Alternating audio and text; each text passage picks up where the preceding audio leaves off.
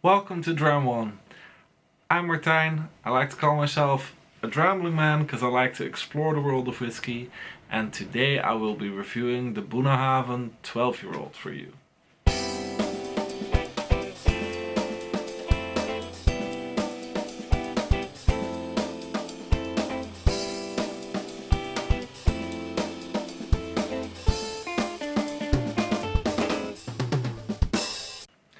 Hello my fellow dramblers and welcome to the Dram 1 YouTube channel. This is my first ever video here. I've started blogging for quite a while ago and I have been wanting to do video reviews from the start. For one, because I always like checking them myself. So I'd like to contribute, but I was a bit nervous. Call it stage fright if you will. So I kept postponing it and postponing it. If you go to my blog, then you'll see that there's plenty of reviews already available. Maybe I'll make some for video as well. But for now, I decided to just go for it. And on that matter, I decided to go with a classic for my first review here. One that has been a staple on my shelf because I love it, it's available, it's affordable, and it has all the right stats. It's unchill filtered, it's natural color, it comes at a decent 46.3% ABV, and it's from Islay, but it's not smoky. Which maybe hints towards what it is, or maybe just because you've seen it already. It's the Bunnahabhain 12. Now, pronunciation wise, look, there I go already. I'm trying to do this single take, first of all. So I'm gonna mess up from time to time. I'm not the best with names, but if I'm correct, this is Bunnahabhain. If I'm not, please correct me, because I'm still learning too. Anyway, this is an amazing dram. Classic style bottle, which I also love. I like history. So it fits in nicely there. And I poured it in a glass for me. You can see it has a beautiful color, even at 12 years of age. And yeah, for 12 years of age, it's beautiful and it's natural color, so you know there's no E150 in there. So let's have a sip, or let's have a smell first. And let me tell you a bit about the nose of this dram. I always like to coat the glass a bit, just so the smell can come off nicely. And immediately you can feel this is a full-bodied dram. The notes are not really, I wouldn't call them delicate, I wouldn't call them full-bodied, and there's malt, there's caramel, there's vanilla. There's just a lot going on, and it's all balanced out, those heavier flavors. If you dive a bit deeper into the glass, it's balanced out by lighter flavors. I'm picking up on some apple, some seaweed maybe, and some mineral water. Now that might sound strange, but I'm from the Netherlands, and one of my favorite mineral waters here is Spa, the blue bottle, and yeah, somehow I'm picking up some of those notes. It's very mineral heavy, that water, and I'm picking some notes up in here as well. So let's go for a taste. Slàinte.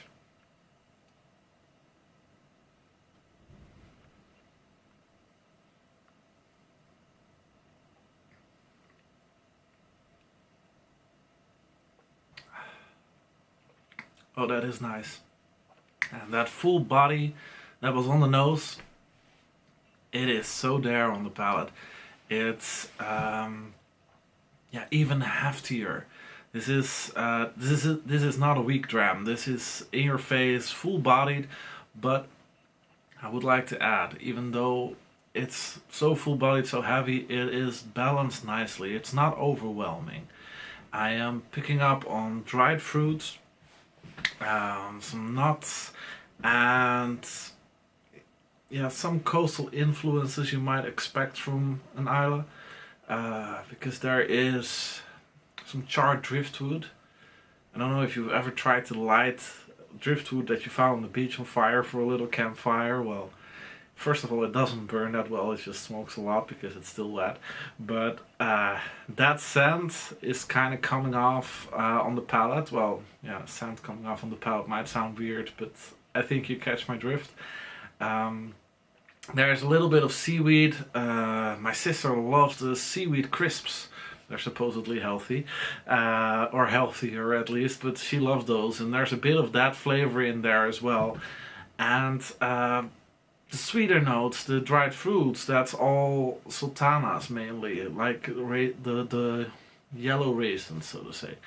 And there's the nuts are very clear here. There's walnuts, there's hazelnuts, and altogether it's just a complex, heavy dram. This is not a light summer evening sipper. This is something nice to sip by the fireplace in winter when you're not looking for something smoky.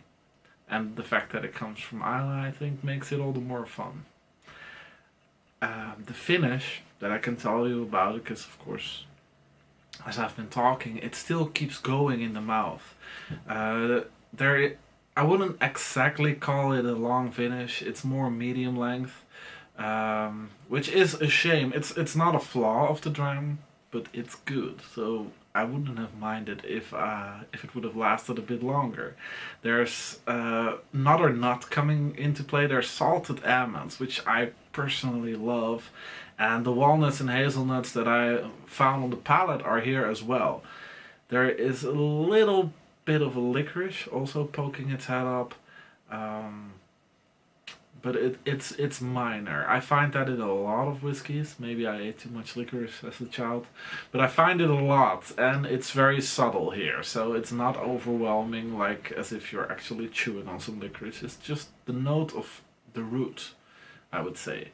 Like here in the Netherlands, if you go to an old style candy store, they often have like edible paper and stuff like that, but they always have licorice root, which I guess kids used to chew on. Well, I used to chew on it too, but that was because that's what they used to do.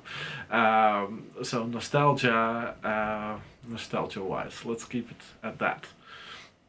I always like to add some water to my whiskey. I say always, it's not exactly true. If I know whiskey already and I know I prefer it without, and that can be because it's a low ABV, but it also goes for some cask strength whiskeys. Some whiskeys I just prefer undiluted, but I always like to find out for myself, so to say, to give it a try with water, because even some low ABV whiskeys have turned out ramped up, so to say, with a drop of water. So I like to find out. I already know, of course, because this is a staple, that I personally prefer it without water, but adding water does add some funky things from, if I'm going from memory, and perhaps that might be something you're looking for. So let's find out.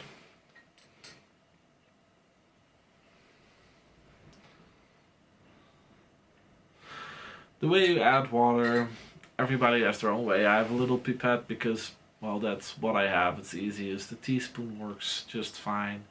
And don't get too caught up in how many drops. At least I tend not to, because unless you're pouring exact measures and you've kept an exact track of how much you actually drank from the glass already, 4 drops on a glass with twice as much whiskey is not the same as this amount. Well, you get the idea. So I just put in a fair amount, because what it does is it releases some of the oils, or not releases it, but it interacts with it, and that comes floating up and it opens up the dram a bit in some cases. Let's find out.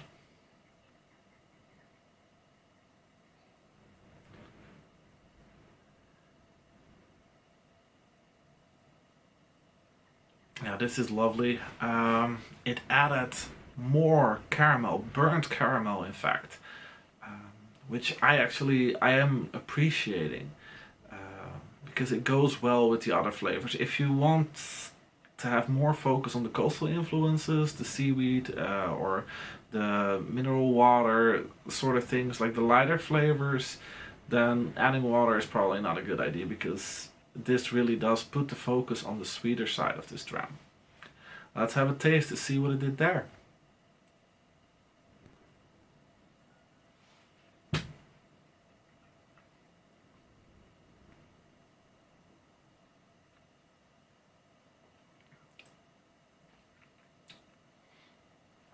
This is no less full-bodied. It does bring new flavors to the palate, like a herbal quality. I wasn't picking up on notes of mint and aniseed before, but I am finding them now. It makes it a bit lighter in a way, but I wouldn't say I prefer it. I prefer the old flavors, but it's still good. There's aniseed, licorice root, and mint are all very much pronounced now on the palate. And if that's your thing, definitely give water a try. Now, the finish, of course, it keeps going as we're talking, but I already notice and remember why I prefer this without water, because the finish with some water really puts focus on the minty quality of this dram. And even though I don't mind mint per se, I also don't like it to be overwhelming, and I find it a bit overwhelming now. There's too much attention for it, and I kind of lost the walnuts, the salted almonds, and hazelnuts, and that was exactly what I was liking about this dram. But yeah, once again, if you don't like nuts, those nuts, and you find yourself longing for a little mint, like an after eight chocolate kind of mint, that's kind of what I'm finding here. If you like that sort of thing better, give water a try, because it might just transform the dram. And on that note, I think this is the end of my first review. It was a pleasure to share it with you, and I hope I did okay. It's a one take. I'm gonna work on not saying too much, and on my chair, because I fell back a bit. But nonetheless, I hope you enjoyed it. Be sure to follow, like. I don't know, I'm new to this, but it would surely help. And be sure to check out my blog for much more whiskey reviews. And those are all written down, so if you do mind the stumbling, you won't find it there. So perhaps that might be the better go then. Anyway, I appreciate you looking today, and I'm looking forward to seeing you again soon. Bye!